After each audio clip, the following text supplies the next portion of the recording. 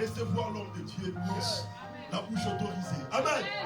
La personne que Dieu a choisie cet après-midi pour nous donner la pure nourriture. Alléluia. La nourriture parfaite.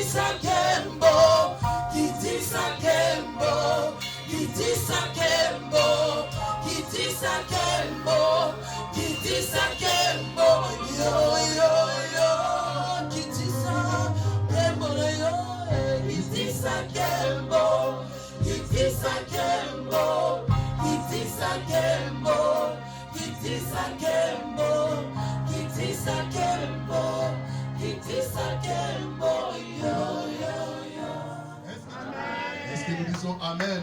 Amen. Je peux t'inviter à te lever. Reste debout s'il te plaît. Nous allons prendre nos Bibles rapidement. Nous sommes dans les livres de Jean chapitre 14.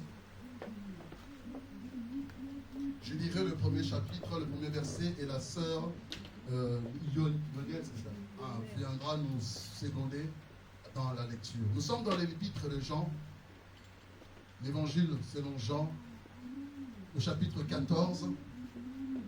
3 versets nous est important, intéressant là-dessus.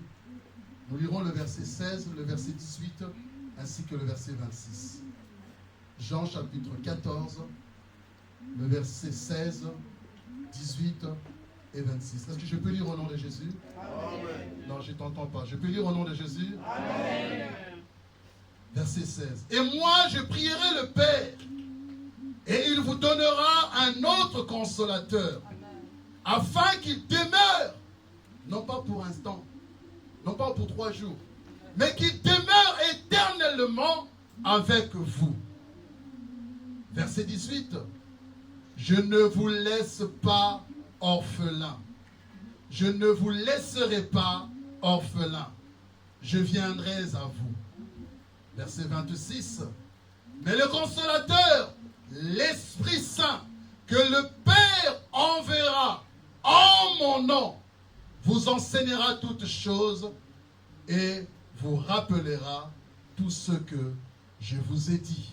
Vous pouvez prendre place. Je suis au chapitre 2 de ce même livre des Actes, au verset 1.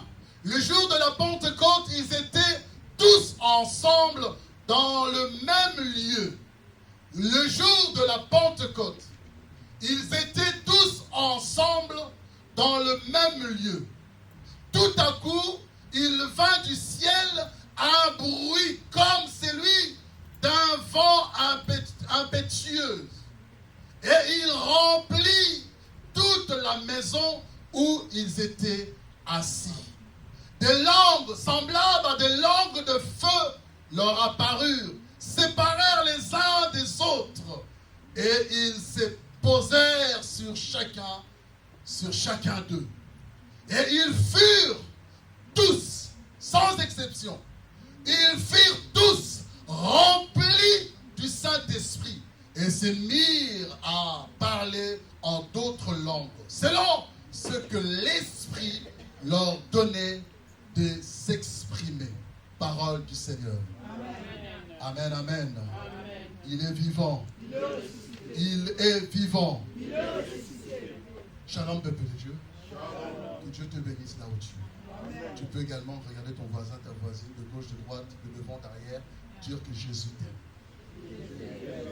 Non, Alors, ceux qui ont bien été, prends un autre voisin à côté. S'il n'a pas entendu, s'il t'a pas écouté, dis-lui, Jésus t'aime. Amen. Bien-aimés, permettez-moi ce matin, par l'occasion que le Seigneur nous donne, d'abord de dire merci au Seigneur. Et nous sommes dans la joie de pouvoir partager et participer à ce culte d'action de grâce en ce jour de la Pentecôte. Je dis merci à Dieu pour l'occasion qui nous est encore renouvelée de pouvoir vous voir. Amen. Il nous était un désir ardent de revenir et de pouvoir transmettre notre ressenti au sein de l'Église. Amen. Je dis merci à l'homme de Dieu, le pasteur Christian, pour la confiance renouvelée. Et je te dis merci pour ta présence en ce matin. Amen. Parce que si tu n'étais pas là, je n'allais pas prêcher sur les chaises. Amen. Donc tu as bien fait d'être là ce matin. Amen, amen. Bien-aimé, il y a dans la doctrine chrétienne, pour ne pas dire religieux, 5 événements qui sont cruciaux pour nous en tant que chrétiens, qui nous permettent d'affirmer ou de confirmer notre foi et surtout notre conviction. Je disais, il y a 5 événements, 5 éléments qui, dans le parcours du chrétien, doivent refléter sa manière de confesser sa foi. Quels sont ces éléments? Quels sont ces événements? La première de ces événements qui fait partie de la doctrine du christianisme, qui n'est pas, contrairement dit, une religion, ces événements font référence à notre manière d'appliquer notre foi et notre conviction. La première de ces événements est tout simplement la naissance du Messie. C'est une journée où les gens prennent conscience que le Seigneur ne nous a pas oubliés. Amen. Cet événement, bien-aimé, relate bien longtemps où le prophète Isaïe va exprimer cette parole en disant: un fils vous sera donné. Et celui-là qui viendra vous délivrer, dont le nom est de Messie, c'est-à-dire celui qui viendra affranchir le peuple. Cet événement est symbolisé par la fête de Noël, n'est-ce pas? C'est là le premier événement qui caractérise notre croyance et notre foi. La deuxième de ces événements, c'est la mort et la résurrection de Christ. Lorsqu'il est venu dans la personne de l'agneau afin de payer ta dette et de payer ma dette, afin de nous racheter de nos vaines manières que nous vivions autrefois, afin de briser toutes sortes de liens qui pouvaient nous réclamer auprès de Dieu. En son sacrifice, tu as été délivré. En son sacrifice, Dieu t'a permis d'être, comme par adoption, enfant de Dieu. Amen. Et par sa résurrection, il nous a démontré que nous avons maintenant la possibilité d'accéder devant le trône de sa majesté. Amen. Amen. Cet événement est symbolisé par la Pâque, là où nous parlons de la mort et de la résurrection de Christ. Le troisième événement qui caractérise la doctrine chrétienne est l'Ascension, ce qui signifie monter vers.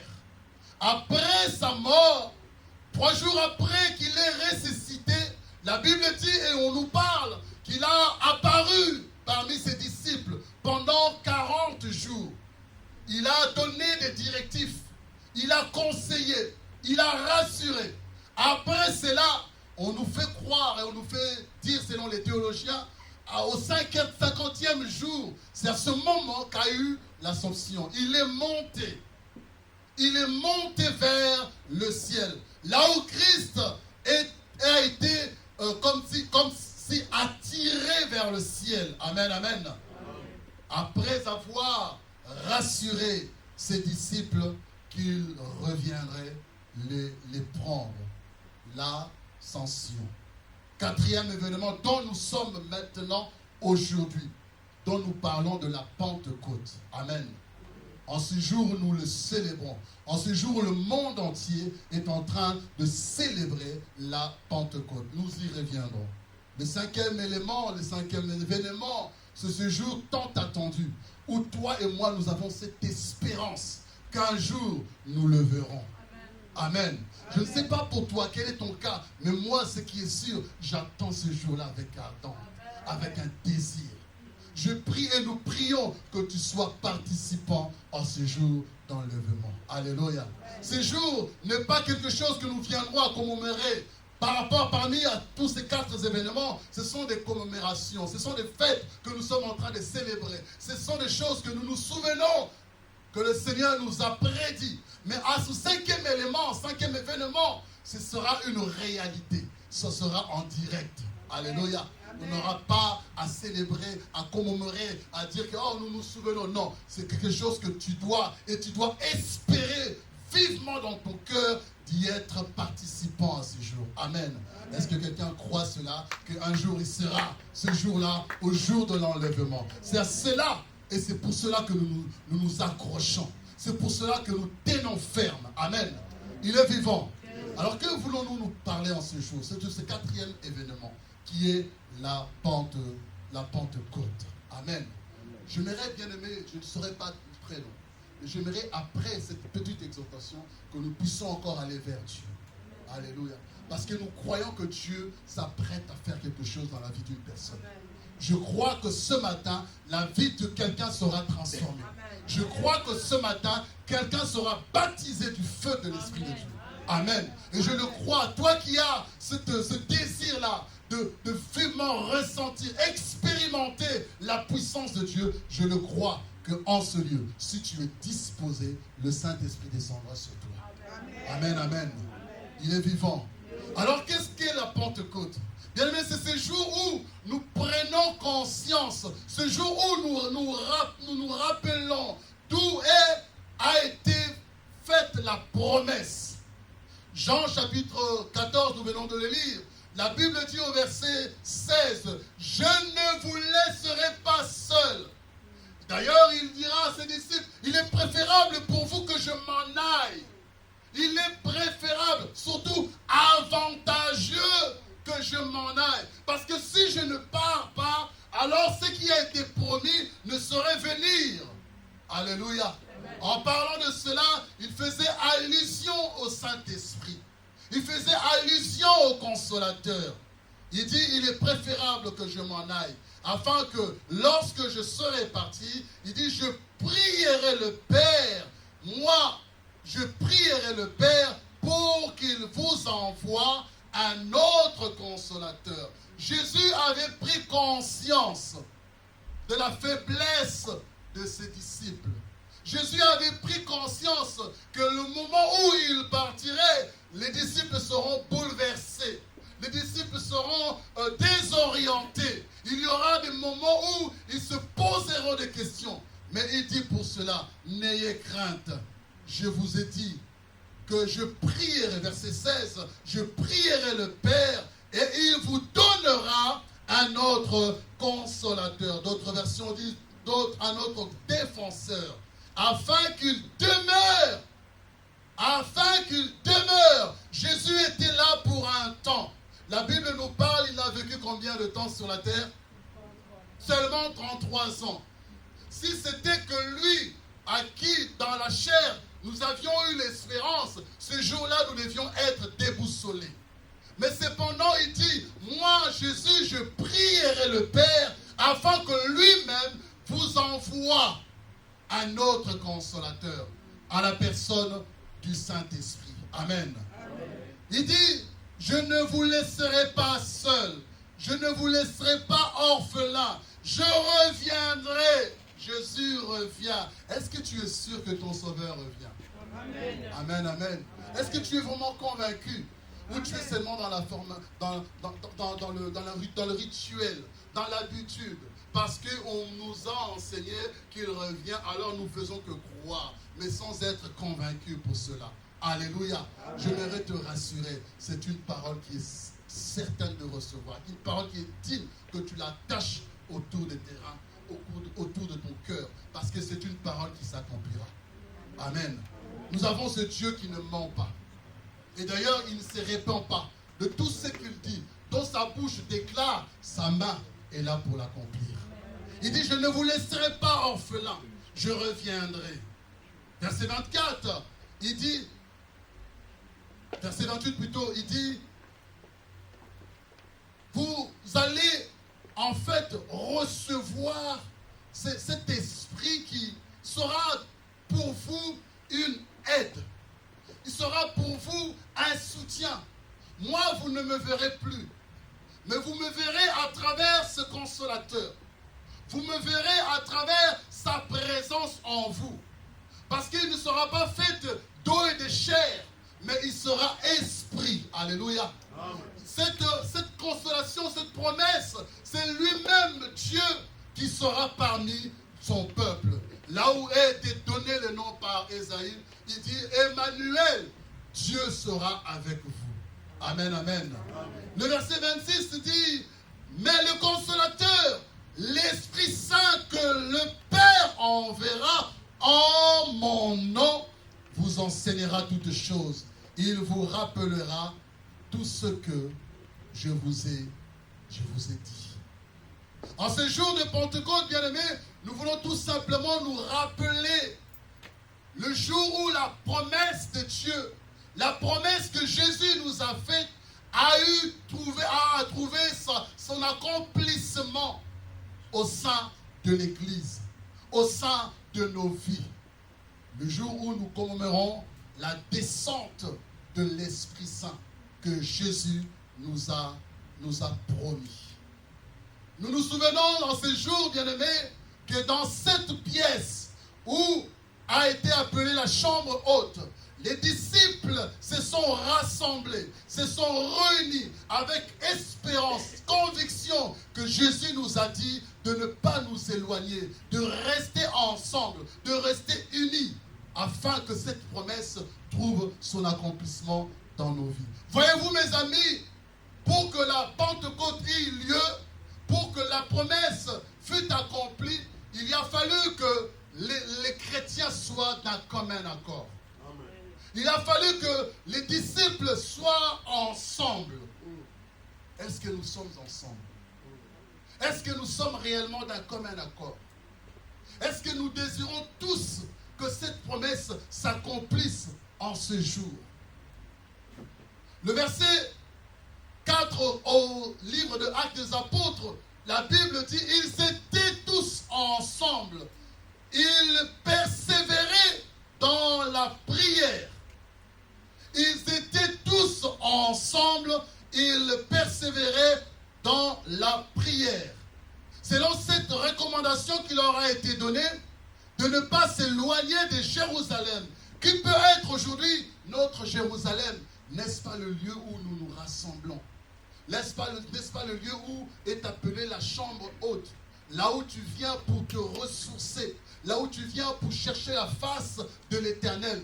Alors, dans ce lieu, la Bible dit, alors qu'ils étaient en commun accord, alors qu'ils étaient en prière, la Bible dit, tout à coup, il fut entendre un bruit. Ce bruit, c'était tout simplement pour leur signifier que Dieu ne ment pas. Je ne sais pas comment tu peux ressentir cette journée, mais moi je me rappelle le jour où j'étais baptisé du feu de l'Esprit. Je ne pouvais plus me contrôler. Je ne comprenais pas ce qui se passait. Je me posais la question, est-ce moi ou ce n'est pas moi? Bien-aimé, la Bible dit qu'ils étaient dans ce même lieu. Le jour, je suis au chapitre 2, au jour de la Pentecôte, ils étaient tous ensemble dans ce même lieu. Et tout à coup, la Bible dit qu'il fait entendre un bruit comme un vent. Un vent qui venait d'inonder, de remplir le lieu où il s'est trouvé. Je prie que tu sois en accord maintenant avec la présence de Dieu. Amen. Je prie maintenant que nous formons un seul bloc devant l'Éternel. Amen. Que ta voix et ma voix n'enfoncent qu'un devant Dieu. Amen. Et ce n'est qu'à ce moment que l'infusion du Saint-Esprit aura lieu. Amen. Alléluia. Amen. Il est vivant. Il sera pour vous comme une aide. Il vous montrera, il vous rappellera, il vous enseignera. Oh bien-aimé, s'il y a une chose que tu dois ardemment désirer, c'est d'avoir la présence du Saint-Esprit en toi. Et permets-moi de te dire, bien-aimé, c'est que par cet Esprit de Dieu que tu sauras que le jour du 5e événement aura lieu. Parce que de l'oreille de l'Esprit de Dieu, tu entendras la trompette.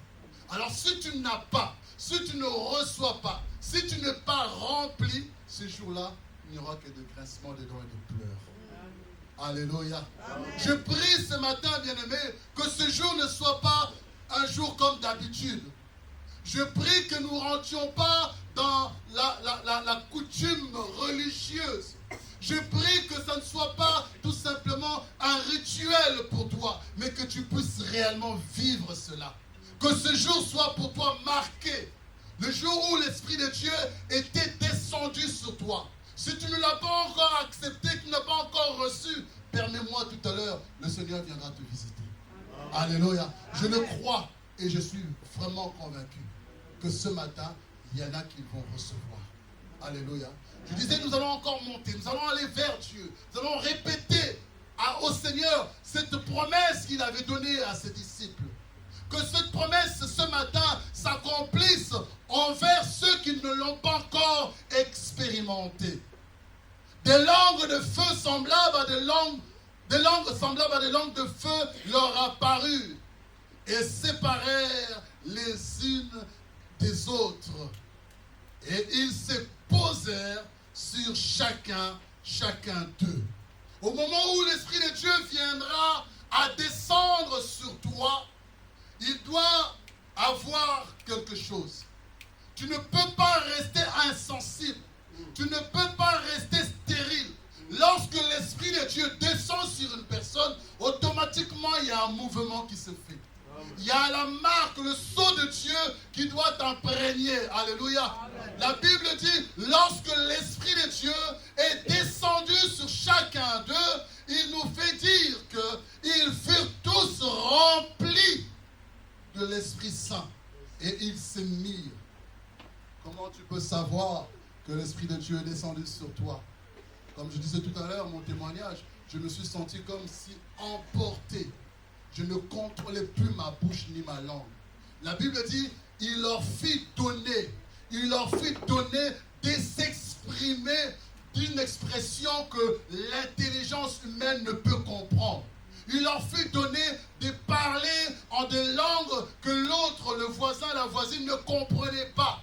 Il leur fit donner d'exprimer des mots que l'intelligence n'arrive pas à discerner. Alléluia.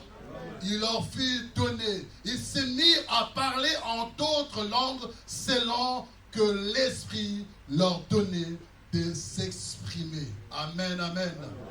Nous voulons, bien-aimés, comprendre que ce jour, que tu ne le fêtes pas comme les autres le fêtent. Que pour toi, ça ne soit pas une habitude. Que pour toi, ça ne soit pas tout simplement un souvenir, mais que tu le vives réellement. Alléluia. Et vous comprendrez avec moi pourquoi tant d'autres personnes qui se disent, entre guillemets, chrétiens, lorsque nous arrivons à ces périodes, lorsque nous arrivons à ces moments de commémoration, eh bien, c'est comme si c'était des jours ordinaires. Ces événements, ces 5 événements que je venais de citer, doivent être pour toi, n'est-ce pas, une empreinte de l'Éternel. Ça doit être pour toi des repères où tu te conformes à cela. Où tu te dis, je suis réellement dans la doctrine sainte de la chrétienté. Je ne dois pas le vivre comme le monde le vit. Je ne dois pas le fêter comme le monde le fête. Amen. Amen. Parce que le monde va le fêter de leur manière, de leurs coutumes, de leurs traditions. Mais nous devons nous référer par rapport aux Écritures saintes. Amen. Et espérer que ce jour ne soit pas des paroles en l'air seulement que nous entendons. Amen, amen. Amen. Je prie que cela soit une réalité dans ta vie ce matin. Ah oui, tu peux acclamer, Seigneur. Tu peux acclamer le roi de gloire. La Pentecôte, où nous nous souvenons que nous avons un Dieu qui tient sa parole et qui tient ses promesses. Ces jours-là, ces disciples attendaient. Jusqu'à quand, Seigneur? Ils étaient en prière. Seigneur, nous voulons ton soutien. Yahweh, tu nous as dit que tu ne nous laisseras pas seuls. Seigneur, tu nous as dit que tu nous enverras les consolateurs. Alors, Jésus, les persécutions arrivent. Seigneur, nous ne pouvons pas nous en sortir. La Bible dit que pendant qu'ils étaient en train de prier, pendant qu'ils étaient en train d'intercéder, comme ils étaient dans commun accord, bien aimé, laissez-moi vous dire une chose. Dieu n'agit que dans l'unité. Là où il y a la division, Dieu ne peut agir. Alléluia. Comme ils étaient dans commun accord, comme ils étaient ensemble, comme ils persévéraient dans le lieu où Dieu lui-même cherchait et désirait le voir. La Bible dit que Dieu a vu les conditions et alors il a accompli. Amen, amen. Dieu a vu les conditions et alors il a accompli sa promesse. J'encourage un frère, j'encourage une sœur d'être d'un commun accord avec les visionnaires. J'encourage l'Église de pousser la vision. Et ce n'est qu'en ce moment-là, bien-aimés, que vous verrez tout ce que la parole de Dieu, toute promesse que Dieu déclare, s'accomplira dans nos vies. Amen, amen. Il n'y a pas d'autre secret, mes amis. Il n'y a pas d'autre vérité que d'être un. La Bible dit, quand nous sommes un, c'est alors qu'on verra. Il dit, lorsque vous serez, quand vous allez réellement vous aimer, lorsque vous serez seulement en unité, alors le monde témoignera que réellement vous êtes des Christ. Alléluia. La Pentecôte, c'est le jour où le Seigneur viendra à nous réconforter. Là où le Seigneur dira, voici, vous recevrez une puissance descendant du ciel.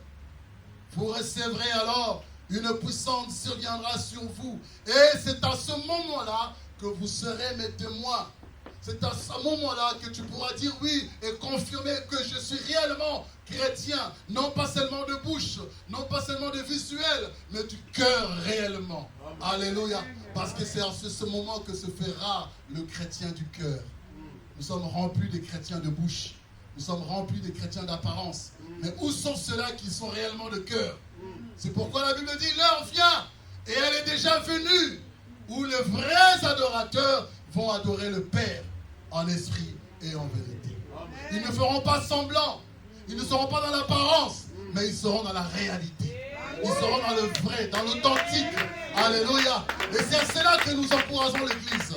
À chercher réellement Dieu, à chercher réellement l'Esprit de Dieu, à se donner totalement au Seigneur.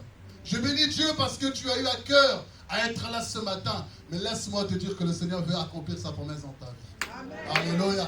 Le Seigneur cherche à accomplir sa promesse dans ta vie. Amen. Quelle est cette promesse? Ce que vous recevrez. Vous recevrez une puissance. Alors qu'ils étaient en train de regarder, lorsque Jésus était en train de monter, en se plaignant,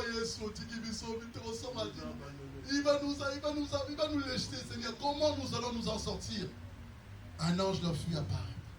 Il dit, hé, frères, hommes, pourquoi attristez-vous vos cœurs? Pourquoi êtes-vous dans la lamentation?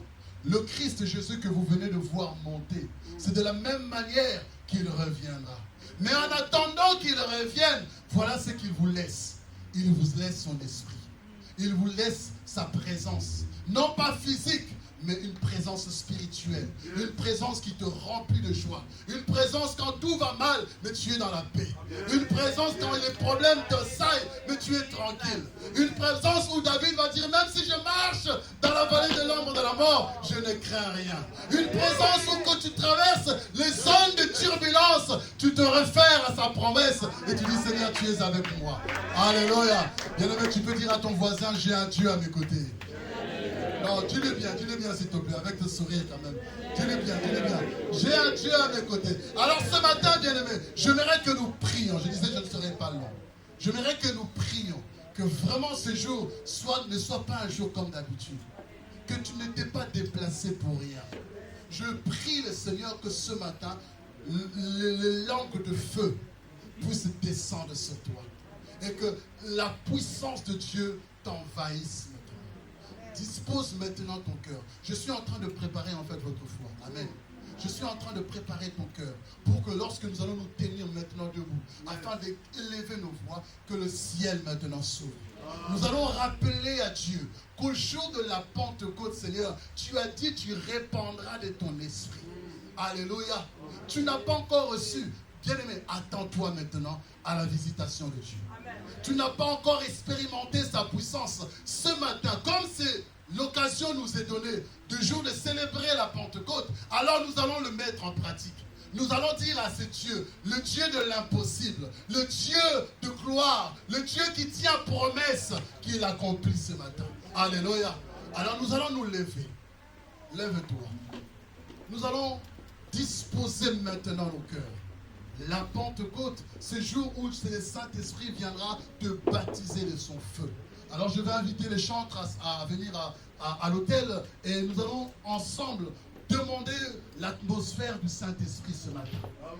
Nous allons demander à Dieu qu'en ce jour, que les choses soient bouleversées dans notre vie. Et vous savez, quand le Saint-Esprit vient, il ne te laisse pas oisif. Amen. Il ne va pas te laisser stérile. Bien-aimé, tu sauras comment te contrôler. Tu ne sais pas comment te tenir lorsque la puissance de Dieu... Je suis en train de demander, de prier que l'Esprit de Dieu puisse te révéler. Bien-aimé, ne sois pas dans la distraction. Ne sois pas dans les questionnements. Ne sois pas dans les spectacles. Amen. Parce que je crois que le Saint-Esprit va s'opérer maintenant. Le Saint-Esprit va agir maintenant. Alors je suis en train de te demander de disposer maintenant ton cœur. Alors que tu es debout, tu vas fermer tes yeux pendant que les chanteurs vont nous conduire dans des chants d'adoration afin d'inviter la puissance de Dieu de se révéler. Bien aimé, ce chant où nous déclarons, nous demandons à ce Dieu de descendre. Descendre. Kita, Seigneur de gloire. Mets-toi en état de prière maintenant. Molimo, Kita, oh Seigneur. Sois concentré. Oh, olé, Yanzame, Yagisa. Bien-aimé, concentre-toi. Nous reprenons Molimo. Chante avec nous. Nous voulons la présence de Dieu. Oh, Salah. Netola, Yahweh. Netola, Masia. Ah, Yeshua. Abasatu. Disons-lui, prenez l'assemblée. Chantez, comme une prière. Tu es en train de le chanter comme une prière. On reprend, Molimo. Ita.